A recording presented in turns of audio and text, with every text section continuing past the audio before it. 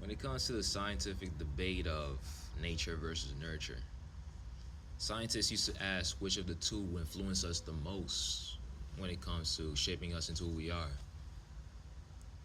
But nowadays, they've realized that both nurture and nature, both our genetics and our environment, work together to shape us into who we are.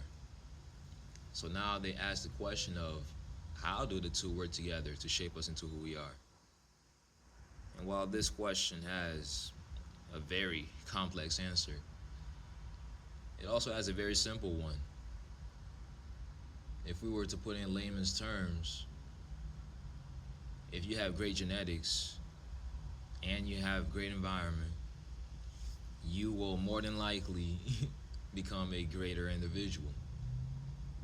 And if you have bad genetics or poor genetics and a bad environment, you are more than likely to become a worse off individual. And all of this is if we're not factoring in spiritual forces.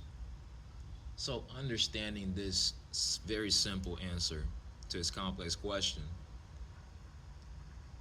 the powers that be have decided to, one, manipulate our environment through weather manipulation, and two, manipulate our genetics through what we consume or what is put into our body, such as vaccines.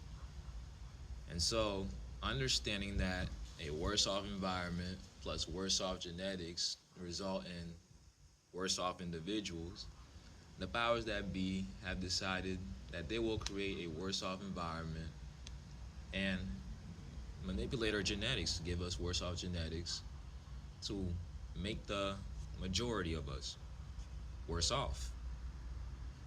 But you should not fear because in the end, the power still lies in your hand. With the Most High God, of course, we have the power to become who we want to be. Or I won't say who we want to be, but who God wants us to be. And who God wants us to be is a more perfect individual, not an individual who is worse off. So do not fear the powers that be manipulating our environment and our genetics to become worse off. Put in the work, trust in the Most High God, and know that you will become a better individual.